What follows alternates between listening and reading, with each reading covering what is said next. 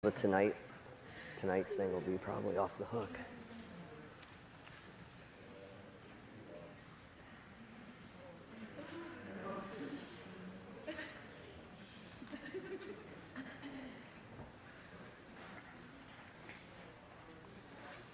Should you give me the green one? Oh, I like the green one better. No, I know, yeah. Oh, the green one works better.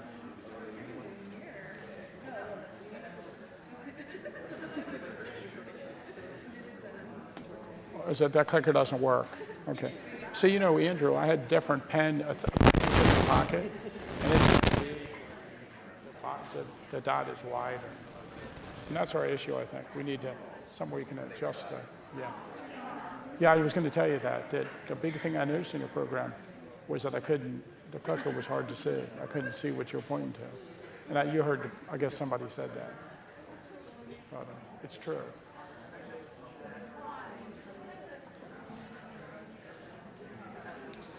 Good afternoon, everyone. Thanks for returning for another program today. We have many more in the next couple days, but I'm very excited about this one because it features, I'd say, two Gettysburg celebrities, for sure. Seated right next to me is none other than Timothy H. Smith, who's been a licensed battlefield guide at Gettysburg National Military Park for more than 25 years. And as you may know, he is the Director of Education here at the Adams County Historical Society and was also recently named the official Adams County Historian. He's the author of 10 books and numerous articles on the Gettysburg Campaign, the Civil War, and various local history topics. He's a historical consultant for the American Battlefield Trust and a frequent lecturer at Civil War roundtables and seminars, and has appeared regularly on the Pennsylvania Cable Network Battle Walk series. Tim's research has been featured more recently in the Washington Post and National Geographic magazine, among many other publications. And also on the stage today with us, my friend Erik Dorr, who's the director and founder of the Gettysburg Museum of History on Baltimore Street. I'm sure many of you have visited. At an early age, Erik began collecting historical relics from throughout history, and this broad range of artifacts has grown into one of the finest, if not the finest, privately owned collections in the United States, and especially in Gettysburg. And among the treasures in this museum is the largest assortment of Major Dick Winters and Easy Company artifacts in the world, which Erik has co-authored 2 books about, which we encourage you to check out. In his wide array of historical adventures, Erik has traveled around the world. He's led European battlefield tours and has appeared on the History Channel, C-SPAN, Sci-Fi Travel, and the Smithsonian Channel. Of course, the History Channel stuff is still very popular, and American Pickers did one episode, but they've stayed in contact, and I'm sure many of you have seen that. It was a big moment for Gettysburg when we had somebody locally in an episode of American Pickers. And he's the co-host as well of the American Artifact series on YouTube's The History Underground. And I encourage you to check out that wonderful channel. We have the creator of that channel, J.D. Hewitt, here as well, and he'll be speaking later tonight. While I'm on that topic, we do have, I think, maybe just 5 or 6 seats left for our panel discussion this evening with J.D., Chris Mowry from Vlogging Through History, and Gary Edelman and Chris White from the American Battlefield Trust. So if you want a seat to that, you can stop at the desk on your way out or get a ticket online. And we have many other programs planned over the next 2 days, which you can get a full schedule of all of these programs downstairs at the desk. But without further ado, I'm really thrilled to welcome Tim Smith and Erik Dorr to give a fascinating program about Erik's long family connection to Gettysburg and all the fascinating artifacts that have come to light ever since the battle. So thank you both for being here, and thank you for attending the program this afternoon.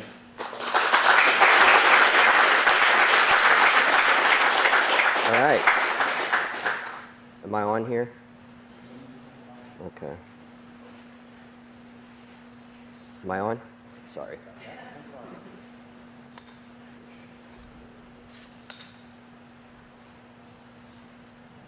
Okay. Thank you, Andrew. Thank you, Tim, for helping me out with this, and thanks to the Adams County Historical Society. So a lot of you who know us both were probably thinking, why is Erik Dorr doing a show with, or a presentation with Tim Smith? And usually you see me with J.D. Hewitt from the History Underground, or sometimes with Jared Frederick, my co-author. But the reason is, when I first moved back to Gettysburg about 15 or 16 years ago, I started doing some genealogy about my family at the Adams County Historical Society. And Tim helped me out quite a bit with that, and he became very interested in my family because, like most people from Adams County, we're all connected. You know, if you go back far enough. And my family came to Gettysburg in 1818, and you know, they with all the kids and everything, people were intermarried with a lot of the the names, and you know, Tim's very fascinated with all the genealogy stuff here, and so. I started working on a book which was going to highlight the artifacts that were connected to my family.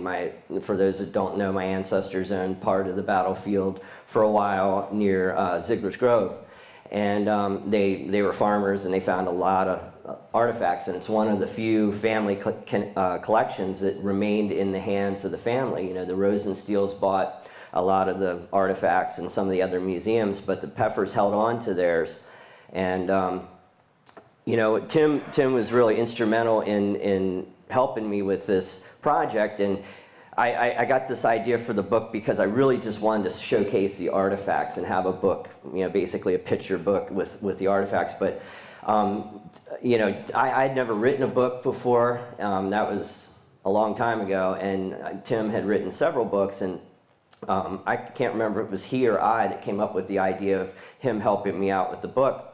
So we started working on this book, and we laid out about half of it maybe, and we wrote the text for it. And back in those days, you couldn't just write a book, you know, and lay it out if it was a really graphic book with lots of photographs. You had to go to somebody who knew how to do that stuff. And back then, I think we were using a very old program. And anyway, we had a guy who was an expert with that kind of stuff, and we had laid out about half of that book.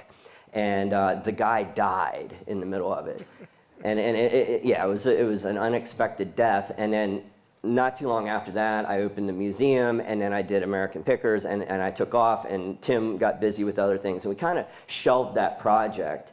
And you know, the great thing about what's happening here today is we had both forgotten how interesting that book was and how nicely it was laid out. So I think we've made the decision to resurrect that project and finish the book. And luckily, Tim had it on his computer. I had it on a disc somewhere. I hadn't seen it in 15 years, and he brought it out. And that's actually the tentative cover of the book. And I'm going to start with in the beginning of the book, I had a dedication to my grandfather, Fred Peffer. And there's a picture of me with my grandfather at 219 Baltimore Street, which is where the current Gettysburg Museum of History is. And there I am with like a Union kepi on. It's not a real clear picture because it's an old 70s snapshot. But we're watching like the Memorial Day parade or something like that. And is there anybody in here, I'm curious, besides my dad, who I think is here, who knew Fred G. Peffer? He's been gone a while, so I didn't think so. Died in 93, I believe it was. So he was born in 1900, and so that's him up on the rock there with his sister. So he was born in 1900, so he actually met Civil War soldiers, and he lived out on the battlefield, Ziegler's Grove area, when he was a little kid. He met General Sickles in 1913. He has a story about shaking hands with General Sickles. And he was a really fascinating character. He was in World War I briefly, or training for World War I, and he later became mayor of Gettysburg during World War II.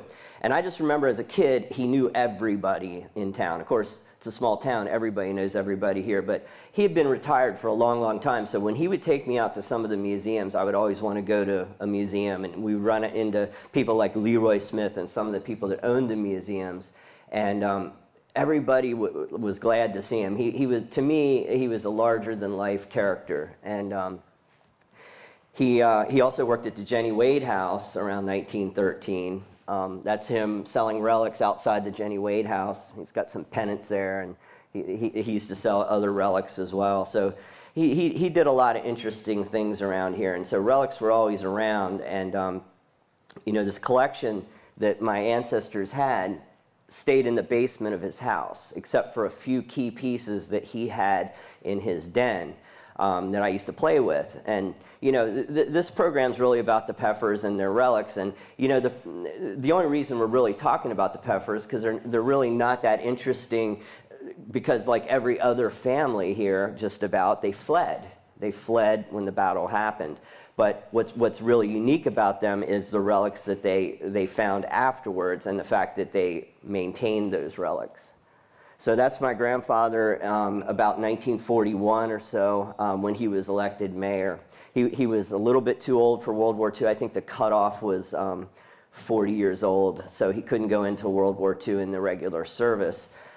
So he decided to become the mayor, and he also was the air raid warden, and he also ran the police department here. And later on in the 40s, of course, we had a prisoner of war camp here, and he worked with some of the guards out there and the police here, in case some of them, once in a while, one of those prisoners got loose. There was a couple of them that escaped, and his buddy had a bloodhound, and they would go chase him down. So. I dedicated the book to him because he's really who sparked my interest in the Civil War. And he wasn't a collector. He didn't collect other artifacts, but we certainly had that family collection in my basement. And when I would come up to see them, after greeting them, of course, the first thing I'd want to do is see, he had a Colt Army revolver that was left on the table of the Peffer farm. And I would want to see that. And when I was like 6 years old, I remember holding it in my hand, and it was as big as me at that point, probably. And then the other thing I would do, I would go down into that creepy basement on 219 Baltimore Street, where our museum is now, and there was boxes and boxes of all kinds of relics. There was boxes of bullets, boxes of shells, belt buckles, all that kind of stuff. And it was untouched, basically. It was like a little time capsule down there. And I just loved going up there and handling that stuff, and the thought that would go through my mind that Civil War soldiers touched this stuff. And my grandfather was especially fascinating to me, is because he knew Civil War soldiers, he met Civil War soldiers, and of course by the time I was around, all Civil War soldiers were long gone. So like the thought of even talking to a Civil War soldier fascinated me. So there's my grandfather at Gettysburg College. He was involved with local politics. He became really good friends with General Eisenhower, and there he is with President Ford. He was a congressman at that time. I believe that picture was taken in about 1964 or 5? 66, I think. 66, okay, thanks, Tim. And that's my grandfather with General Eisenhower and Congressman Bill Goodling. My mother took this photo. This was in 1963 at Gettysburg College, and she called it my dad, my congressman, and my president. And my mother ended up working for Congressman Goodling in Washington, D.C., and because of that, my dad was going to school in Washington, D.C. at that time. My mother and father met down in Washington, so because of that connection, I'm here today. But my grandfather maintained friendship with Eisenhower all his life, and I call him General Eisenhower because that's what my grandfather called him. He said he didn't like to be called Mr. President at all, and I guess my grandfather wasn't that close that he called him Ike, but he always called him General. He'd say, "Hello, General." And then the other thing my grandfather did that was fascinating to me, and he encouraged me to learn the Gettysburg Address. Before James Geddes, the Lincoln impersonator, came to town, who studied under my grandfather, by the way, he would perform the Gettysburg Address at events. And this is, I think, 1955, and he's up on the podium up there at the cemetery, and Eisenhower and his wife are to his right, and they're listening to him. It's two separate photos. And so up until, I guess, the early 80s, he was the guy that would recite the Gettysburg Address. And the reason he did it was he learned how to do it from someone else who did it before him, and he knew all the proper pauses and emphasis of the speech. And when James Geddes, a lot of you guys remember James Geddes, the famous Lincoln impersonator, came to town, he studied under my grandfather. And that's, I believe, the last time he performed it in the 80s, or said the Gettysburg Address out there. He was getting pretty old there. And he also has, this is in here also, he also wrote the proclamation to make November 19th Dedication Day and honored the Gettysburg Address. And that's his signature and his mayoral proclamation, I guess you'd say, that mayor is the Burgess of Gettysburg. That's my grandfather in World War I. When he enlisted, he was at Gettysburg College at the time, and they had what was kind of equal to a Army ROTC program there. And so this is his registration card, and I think his dad's name, Edward J. Peffer, his father, is on there. And this is when they lived at 330 Baltimore Street. And once we get into some of the genealogy stuff, this is going to get a little confusing because both my grandfather's name and my great-great-grandfather's name is Fred G. Peffer, and they're the two key players in this talk. So it may get a little confusing, but we'll try to keep it in order here.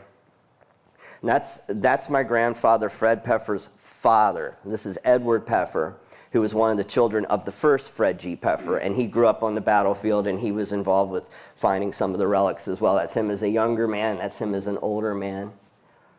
And then that's my grandfather in World War I. So here's where we get into the name thing. My grandfather, who's laying there playing dead, was named Fred G. Peffer, and his grandfather, he was named after his grandfather. So that's his grandfather's grave out at Evergreen, and that's before his wife had died. So her name is on it now. So he's messing around. Yeah, there it is. And thanks to Brian for cleaning up the grave recently because it looked pretty bad, and it's looking a lot better now.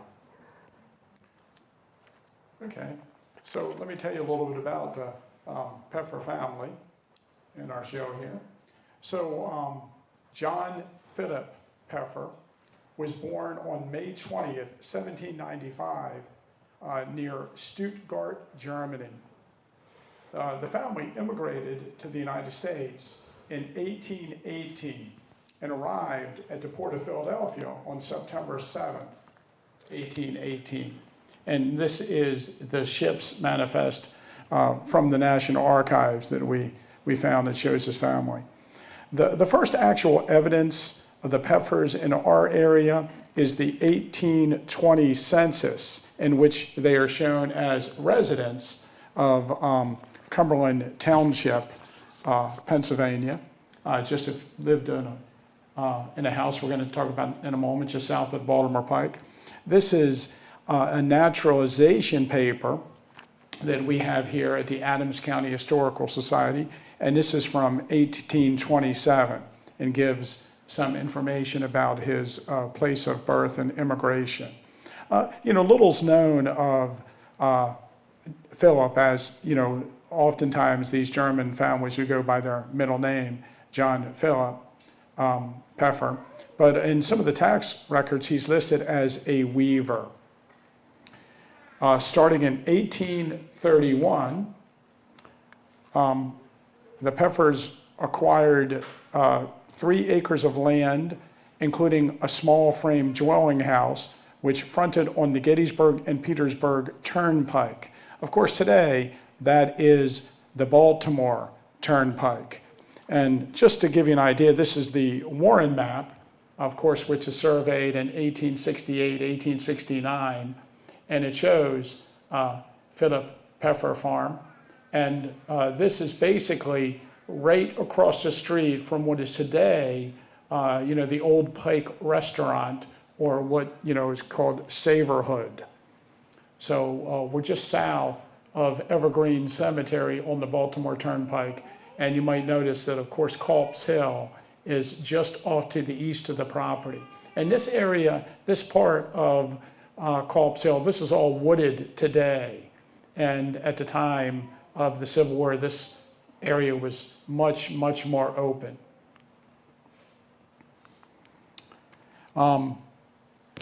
John Philip Peffer died of consumption, tuberculosis, on May 7th, 1863, 2 weeks shy of his 78th birthday. And of course, he was buried in Evergreen Cemetery and was there at the time of the battle, although the stone is put up probably when his wife died. His wife, Mary Magdalene Peffer, died in 1871 at the age of 86. And these are the stones there in the cemetery today. Now, we're fortunate that when Frederick Gudekunst arrived in Gettysburg a couple weeks after the battle to record images of different scenes around the field, he was under the mistaken impression that the widow Peffer's house was used by General George Gordon Meade as his headquarters throughout the battle. And, General Meade did use the widow Peffer's house as a headquarters, but after the battle was over, from the evening of July 4th, I think he established there, and he was there on July 5th. So Frederick Gudekunst recorded this image in July of 1863, giving us just an extraordinary view of the house that Erik's ancestors lived in. And when Mary Magdalene died in 1871, the house was purchased by the Gettysburg-Petersburg Turnpike Company, and starting in the 1870s, this was used as the toll gate house for the Baltimore Turnpike. And that's why we have a couple interesting photographs of it. This image was recorded of the house by William Frasinito in 1976. And, as a youth, when I would come into the area and drive up the Baltimore Pike from Carroll County, Maryland, I passed the house and often wondered, why the house was abandoned and how it became abandoned. It actually was abandoned in the 1950s. So it just sat there as a shell for like 30 years.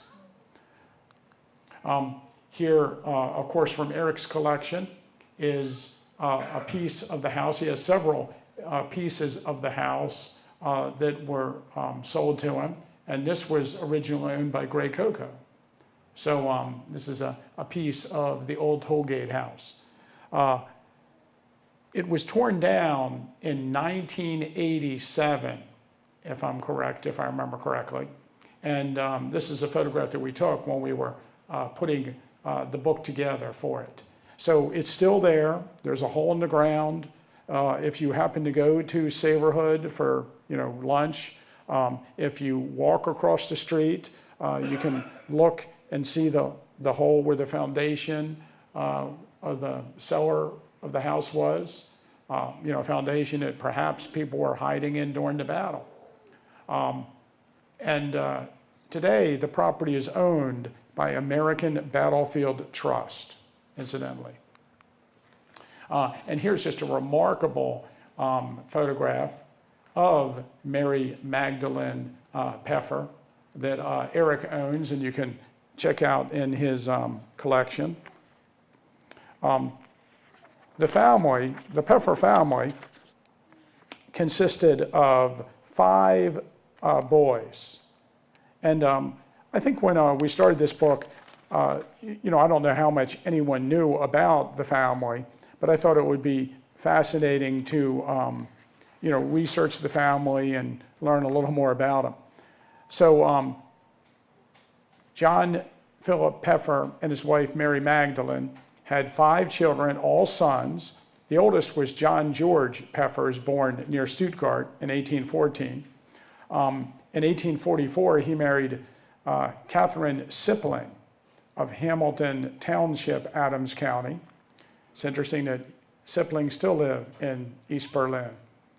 From 1847 to 1853, they lived in the town where he was listed, George, as he's known as, was listed as a butcher. He relocated in Baltimore County, Maryland, and lived for the rest of his life near Reisterstown, where he died in 1891 and is buried in Reisterstown. John Jacob Peffer was born in Gettysburg in October 1819 after the family immigrated. He moved to York Springs, died as a young man in 1854, and is today buried in Sunnyside Cemetery in Latimer Township near York Springs. John C. Peffer was born in 1821. Little's known about him, except that he also moved to Maryland and lived with his brother in Reisterstown and died in 1871. John William Peffer was born in 1824, and he lived in Maryland for a while, married a Baltimore girl, and operated a hotel for a time in Reisterstown. But tax records indicate by 1869 he had moved back into the area. And we tend to believe that is William Peffer standing in front of the toll gate house. But I guess it's possible, we talked about, could be his brother Fred, who remained in Gettysburg at the time. But it's just an extraordinary image that there's a lot of detail in that photograph. Now, what's really interesting is that, Erik has this image of William and his wife. And let's see, I think somewhere I have his wife's name. But he eventually, after Peter Thorne retires as the caretaker of Evergreen Cemetery in 1879, William Peffer becomes the caretaker of Evergreen Cemetery and lives in the gatehouse. This is an 1880 image, and you can see this is when the gatehouse was just repainted dark red. And he remained the caretaker. He was caretaker of Evergreen from 1875 to 1895. And here's an extraordinary image where he is actually at the grave of his grandson. One of his daughters had married a Snyder, and I think it's like it's hard to see on here, isn't it?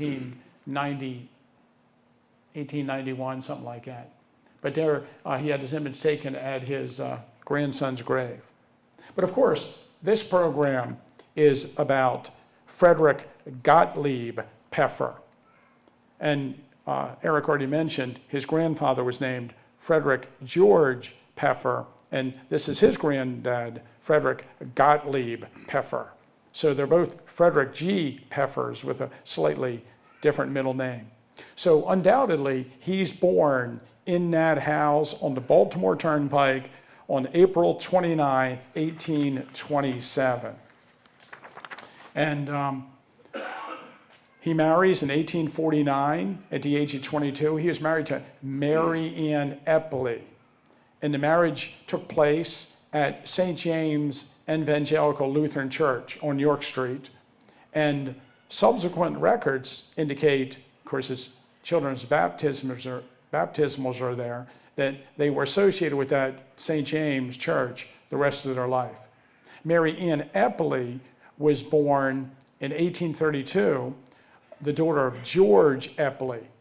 And he died in, I think, 1848, but he lived along the Baltimore Turnpike, not far south of where Frederick here lived. And today that would be the property at the quarry along Rock Creek on the Baltimore Pike. But I'll let Erik take over now and tell a little bit about the story of the battle and the relics. So that's Fred Gottlieb Peffer in number 1 there, and his wife, and all their kids. And the little kid in the front, all the way over on the left, is Edward Peffer, my great-grandfather. And so that's who I descend from. And Frederick and Edward were the ones that pretty much ran the farm later on. But originally they were in Freedom Township, kind of near, I guess the best reference would be southwest of Sachs Bridge. They were tenant farmers at that time, and we thought that this was probably the area where they were at, because it's kind of hard to tell since they were tenants. They don't really appear on the tax records too much until later, I believe, or something. But we figured it out, and that's about where they were. So they were actually there during the battle. So like most families, when they found out that the Confederates were coming, and the Confederates were taking horses and things like that, they fled. And we believe that they went down to Maryland to some of their families' places and stayed there until the battle was over. And they took their animals with them to protect their animals. So that's just a picture of some of the relics. Now, I'm not going to go over every relic, and I'm just going to do a couple key pieces. But some of the most fascinating ones were the ones that were found in Freedom Township at the original farm, because a few years later they moved to Ziegler's Grove, but it wasn't until after the battle, and they were tenant farmers there for a little while, and then they ended up buying that property from David Ziegler. So I mentioned this briefly about when I would come up to visit my grandfather. This is a Colt Army revolver, and it's in remarkable condition. And that was actually left on the kitchen table of their house when they were out in Freedom Township.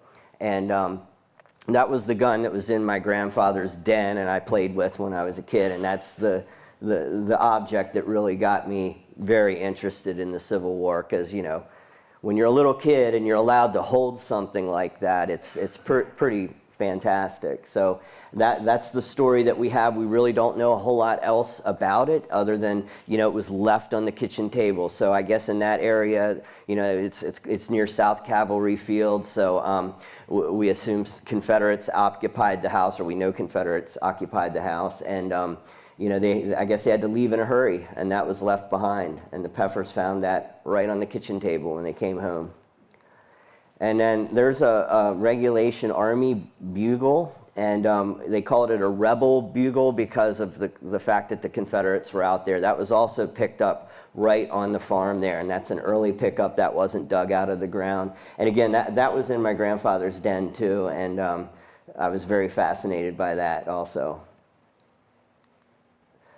So we assume right after the battle, a lot of the fences were broken and things like that. So after they returned, there's a story behind this, and my grandfather used to tell it, and one of the cows had gotten out, and we assume this is like right after the battle, probably in the fall. And we did an episode about this on the History Underground, so if you want more detail, I'm going to have to go through these pretty quick so to make time, but we did a full video on this, so if you want to check out the History Underground American Artifact series, we went out to Big Round Top. But the story was Fred Peffer, my great-great-grandfather, was out looking for this cow, and he had tracked it, and I assume he would have been on a horse, and he was tracking it and riding around looking for it, and it had gotten all the way up to Big Round Top. And when he was up on Big Round Top, he heard some leaves rustle. And he went over and looked, and there was a human leg bone there, and it had fallen. He looked up, and there was a Confederate sharpshooter who had strapped himself to the tree with his cartridge box strap, and he got killed up there somehow. And the body must have rotted, and at that moment that he happened to be in that area, he heard the leg drop, and he said the bayonet was placed in the ground, and he put something on it, maybe a branch or something, so he could find it again. And he got some guys from in town to go out there and help him bury it, because that's what they did. There wasn't somebody that you could call. You couldn't call Graves Registration or something like that, like in World War II. You would have to deal with it yourself. So they buried that body, and I don't know if it was ever recovered, but that was always a fascinating story to me as a kid, and the fact that it was found in the ground upright. And so this is a saddle. This is a standard cavalry saddle. And one of the other really interesting stories I thought was when they came back to the farm, there was a horse hobbling around that had been wounded. And most times when horses are wounded, you have to kill the animal there's no recovering from that. But for whatever reason, they tried to nurse the horse back, and they did. They actually did, and I told Tim that story, and we were able to get the tax records, and we verified that they had one more horse, and I think the 64 taxes than they did in the 63 one, so it kind of checked out, and they saved that saddle. Now, it was out in the barn for a long time. It's pretty dried out, and the flaps were cut off and everything, but it was in the basement forever. That was in a box down in the basement, but I was always fascinated by that story too. So we didn't drop in the photo for this, but again, we did a video about this on the History Underground. One of the other fascinating stories was when they came home, they had this really fantastic grandfather clock. It was a 17-something Hostetter clock. They were made in, I think part of it was made in Lancaster and part of it was made in Hanover. And they had this thing, and the Confederates threw flour paste up into the clock, and they had to repair it. They had to take the whole thing apart and have a clockmaker clean it out. And why they would throw flour paste into the clock, who knows? But they were not only looting, they were kind of trashing places. So they threw this flour paste, and they also there were two rosettes up on the top, and they broke those off. And so my great-great-grandfather, they found some breastplates and stuff, and they drilled a hole, which makes me cringe, but they put them where the two rosettes were, and they were on that clock. And that clock was handed down through my family. My grandfather's sister, Helen Peffer Belknap, had that clock. And when she passed away, her husband had it, and then when he passed away, it went to my mother, and it had been at my mother and father's house since the 80s, I believe they got it. And they had the rosettes repaired on there, and so I have the breastplate. But recently, my parents moved, and so my mother gave the clock to me. So one of the other things that's happening is we bought the Alicia Keys house next to the Gettysburg Museum of History, so we'll be expanding over there. We're going to have two facilities, two houses that we'll have exhibits in. And we will have the grandfather clock and the whole story over at the new museum that we're working on. So it'll be a little while till it's on exhibit, but I do have it in our possession right now, but it's not on exhibit. And in that cannonball, I mean, it's just a standard 12-pound cannonball, but you can see at the top it has a little dent in it, or like part of it was knocked off. So that was always interesting to me because my grandfather, Fred G. Peffer at 219 Baltimore Street, used it as a doorstop, because if you turn it around, it was flat enough that it wouldn't roll. And they used it as a doorstop all through my childhood. I remember seeing it, and we have it at the museum now. So that's the Peffer farm it's actually the David Ziegler farm that they bought, and that's Ziegler's Grove. That picture was taken from the Ziegler's Grove Tower. That road there is Emmitsburg Road. And, those are some of the outbuildings and the barn and everything. And then that picture is Helen Peffer Belknap. That was my grandfather's sister. And that's taken in the yard there in the early 20th century, probably. I think it had a date on it, but I'm not sure the exact date. So there's a nice map showing where the Ziegler's Grove farm was. And this will be tied into another story here where the 7 graves are. I guess I'll tell that story now. So they farmed that whole area. And, Ziegler's Grove is really rocky, so they had some orchards there. It's hard to plow that area because of the rock. So from time to time, they would lease the Bryan farm property, and they would also lease the Bliss farm property. And in 1887, my great-great-grandfather and my great-grandfather were plowing, and we did a really in-depth video of this on History Underground. It's went pretty viral. I think it's got like 1.2 million views or something like that. It really did well. But they were plowing. There's 2 newspaper articles about it, and it was right in front of the 12th New Jersey Monument. They accidentally plowed up 7 Mississippi graves that were lined up there, and we know it was Mississippi soldiers, number one, because that's who fought there, but also the buttons from the grave, they kept them, and they were Mississippi state buttons. And so again, when you find bodies, there's really not a lot you can do. He tried to get them removed to take down to the Hollywood Cemetery in Richmond. They tried to contact somebody in Mississippi. Nobody wanted to deal with it. So he just reburied the bodies. And my grandfather used to say it's behind the barn, meaning the Bryan barn. And I had this illustration done for the museum. That's my great-great-grandfather accidentally plowing up the graves, and then he's looking at the button, the Mississippi button there, and that's the Bryan barn, the Bryan house, and then that's the 12th New Jersey monument. Now, the story of them being moved, that came directly from my grandfather, and it came from his father. And, if you're at the Peffer house, and you're telling that story, and you say behind the barn from where they are, that would be on this side of the Bryan farm. And so Tim doesn't like this part, but a few years ago, about 15 years ago, there were some cadaver dogs training at my museum with old blood, because we have some, like a Lincoln blood stain and some stuff like that. And we went out there, and all these dogs hit at the same spot. So I don't know. A lot of people don't believe they can smell remains that long, but I saw it happen. They had 3 dogs, and they all hit at the same spot, and it was at the fence line behind that barn. And, I was thinking, if I was a farmer and I had to relocate bodies and put them in a place where I'm not going to hit them again, I would put them right along a fence line. So. And it was common at that time period for farmers to find bodies in their field. The Johns family that owned a farm on the other side of the Emmitsburg Road, up where old General Pickett's and McDonald's are, they found skeletons on their property too, and they just simply reburied the skeletons at the edge of the property near the farm fence. So, that's what you would do.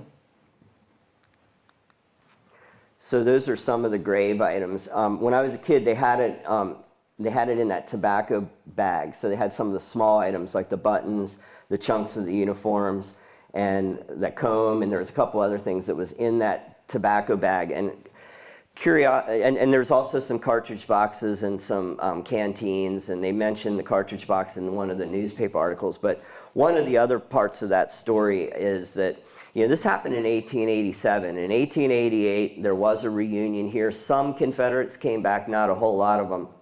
But the story was that one of the Confederates that came back claimed to be the brother of one of these people that my great-great-grandfather found. And he claimed to have been in the 11th Mississippi, and he was a POW. He got captured at the wall with the colors and everything. And he was taken prisoner. Now, I don't know if this is true. This is just what was told to me, because usually prisoners get moved back really quickly. But he said he was placed on a burial detail, and he begged them to let him bury his brother because he saw his brother was shot out there, and he was with him when it happened, and he knew that his brother was shot through the hip. So my great-great-grandfather went out there with him, and they dug up the bodies because my great-great-grandfather told him one of the skeletons had a bullet wound or a cracked hip bone, is the way my grandfather said it. And so he was confident that that was his brother. So of the 7 Mississippians that were found and reburied out there, at least one of them was supposedly moved in 1888 by his brother and taken back to Mississippi. Now, there's no record of that other than my grandfather telling me that, who heard it from his father, who was there. But, it's not like it's a really far-removed story, so I believe it. And, most of these stories, or all these stories, when we started working on it, especially the Jenny Wade story, which we won't get into now, but like Tim and I checked them out, and almost every one of them checked out perfectly. A lot of them we couldn't verify, like that one, but I believe it's 100% true. That's a close-up of the buttons. Now, buttons, when they're in the ground on a body, the cloth rots, and the area around the button themselves tends to go last because of the whatever gets emitted from the buttons or lead. Sometimes, when a lead bullet's in a tree or something like that, it stays harder around that bullet because it does something to whatever's eating the cloth, the microbes. I think Spencer taught me that. He's sitting out there. Yeah. So there's a lot of the cloth still on some of the buttons. And there you can kind of see the star. It's not really clear in that picture, but there's a star. It says Mississippi, and then in the middle is an I for infantry. So there are Mississippi infantry buttons. Those are some of the canteens that came out of the grave. and that's the cartridge box that's featured in the newspaper article. Now, it's kind of weird. You might think that they kept some of this stuff. Why not just bury it? But they buried the bones, and they kept this stuff, especially the buttons, in hopes of maybe identifying them and having something to identify them if somebody like this brother would come back, and something with that other body besides the cracked hip bone help him be confident that that was his brother when they recovered that one body. So. And that's just a bullet in wood from the Peffer farm. I believe that's from the Ziegler's Grove property. Pretty nice sized piece. And then that's one of the fence posts from the Emmitsburg Road. Now most of those fences got knocked down, but somehow it got saved, and that was from the Emmitsburg Road, and it's definitely a fence rail. So. Now, when I was a kid, I used to look at that and think that it was struck by a bullet. That's a cartridge box plate. It's not a belt buckle, but it's one of the U.S. plates that would be on a cartridge box. So I was like, man, that guy got shot and it flew out, and like it's an exit wound. But my grandfather told me, and it busted my bubble a little bit, that it wasn't that interesting. What it is my great-great-grandfather hit that with a plow. And so that's what happened to that that box plate. You gonna get into Beatrice here? Sure. Now, besides Erik's family and the immediate story of the relics, Erik his family members married into many other families in the area, and Charles Peffer, who is one of the sons of Frederick Gottlieb Peffer, his great-grandfather Edward's brother, married, I believe her name is Gertrude, or is that Gertrude or Beatrice Peffer, who's the daughter of Beatrice Sherfy, who's the daughter of Gertrude Sherfy. It's Beatrice Peffer is Gertrude Sherfy's daughter. Okay. Right? So, that's right. So Charles Peffer married Gertrude Sherfy. Right. Good. It's hard to keep, it is hard to keep some of this intact, sorted out. And then here is, of course, the Sherfy farm. And this is the famous cherry tree at the Sherfy farm with artillery shells sticking in it. And of course, we have in the museum, we have the made up Sherfy cherry tree, the recreated cherry tree with the cannonball. And it was actually Beatrice Peffer that gave the cannonball to us when it came out of the tree. Can I jump in real quick? Sure. And so because my Aunt Beatrice donated that to the Adams County Historical Society, they have some of the items too, and there were some other relics also from that area, but she didn't know that her nephew would have a museum, because I think that was donated back in the 60s or something like that. A long time ago. And the other thing, we also have a blanket chest from Joseph Sherfy that Beatrice had, and my family got that, and we did a video on the History Underground about that, and that'll be coming to the museum eventually too. We were going to put a photo of that in, because it's really a nice inlaid blanket chest with JS for Joseph Sherfy.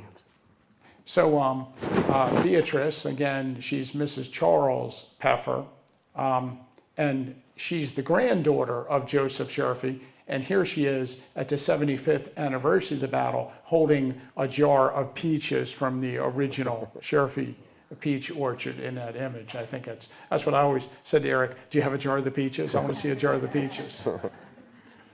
So also, let me go back for a second. Also, we have Harriet, okay, I messed that up. So we have, Erik has a lot of family connections, and one of them is that, is it Harriet Wentz? Susan Wentz is the mother of Henry Wentz, and let's see how it works. Mary Epley Peffer's family was greatly divided by the war, and Mary Epley married Frederick Gottlieb Peffer, And one of her uncles was Henry Wentz. And of course, he lived in Virginia at the outbreak of the war and enlisted in the Confederate Army.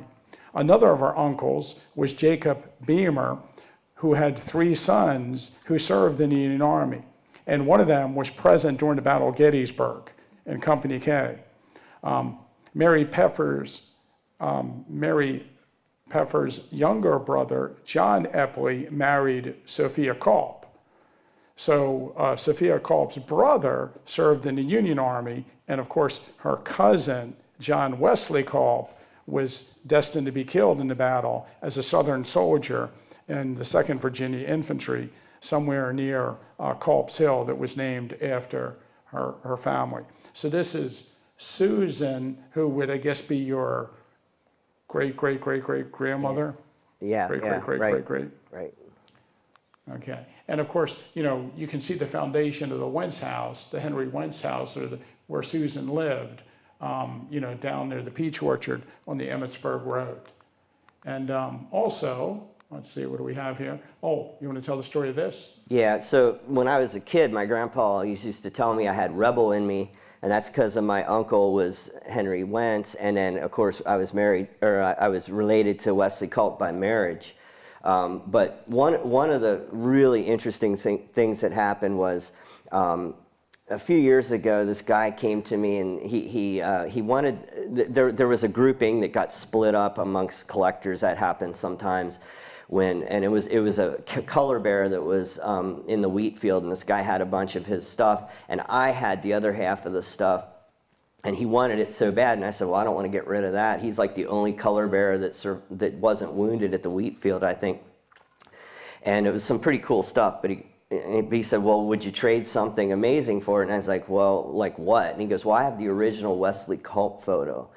And I was like, wow, we always theorize, because there's a copy shot of it at the National Parks archives that the family had let them make a copy of a long time ago. So every image you always see of Wesley Culp is from that copy shot at the National Park Service.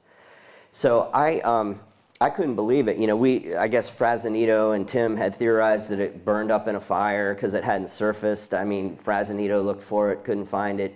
So I called up Tim and I said, hey, I think I found the original Wesley Culp photo. And he was like, no way, that doesn't exist and all this stuff. And I said, well, he goes, it's got to be a copy. And I said, it's not a copy. I'm looking at it. I can tell it's original. And so anyway, I got it. And I made this trade with this guy, and I got it. And there was a picture of William, his brother, also. And that's the classic, they say brother against brother. Well, it's literally brother against brother.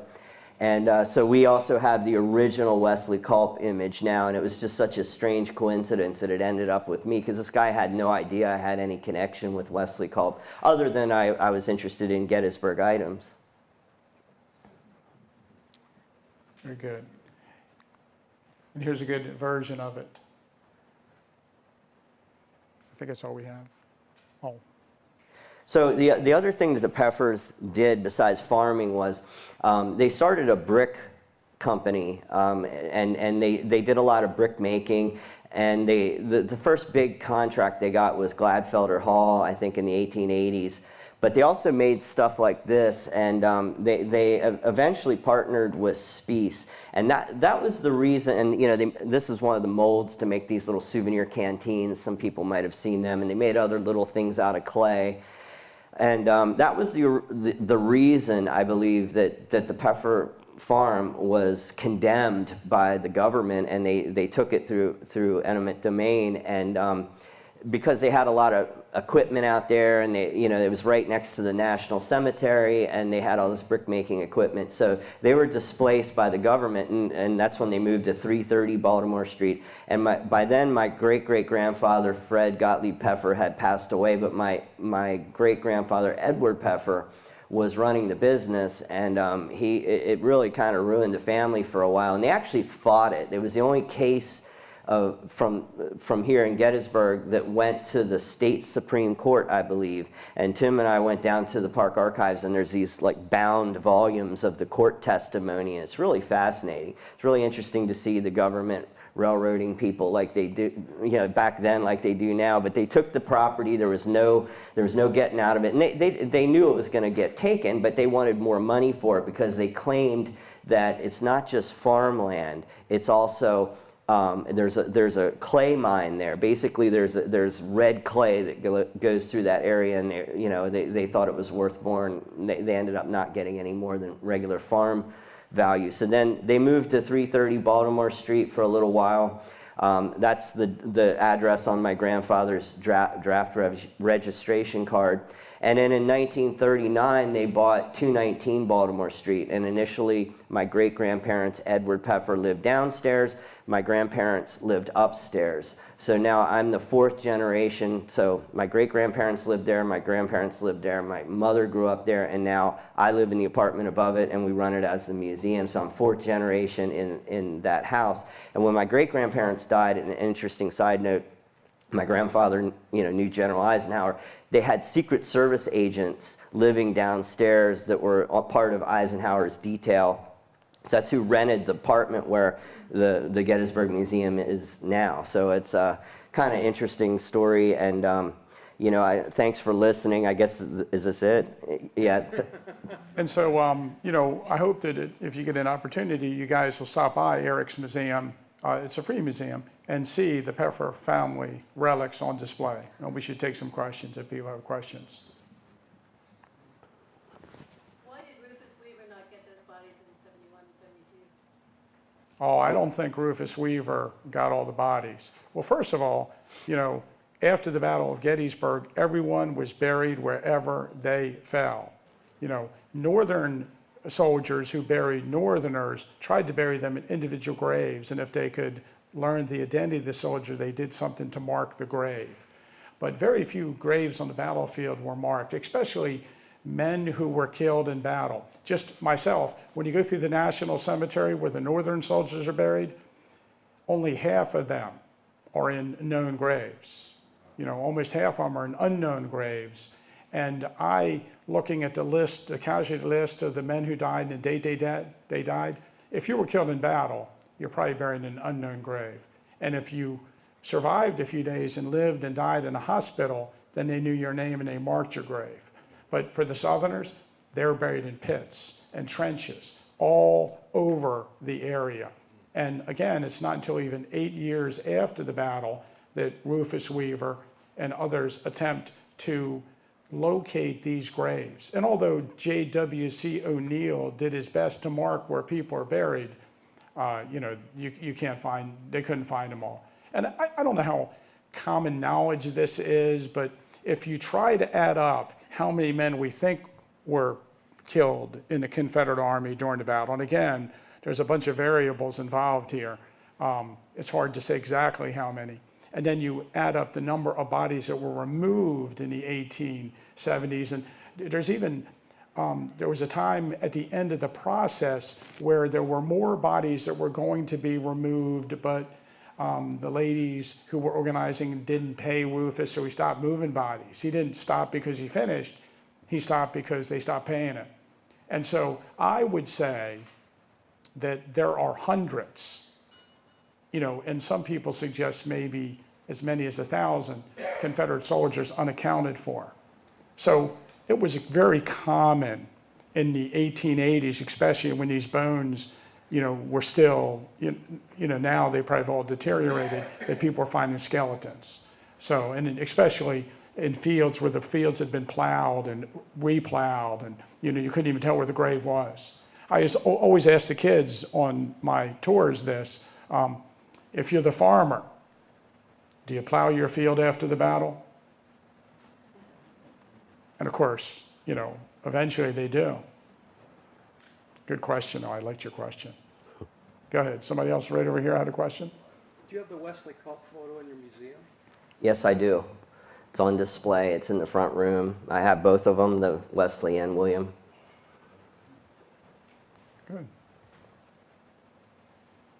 Okay, if anybody has any other questions, you're welcome to come up and talk to Erik about it and talk to him about his museum. But I want to thank everybody for coming today. And yeah, thank you very much. And hopefully we'll see something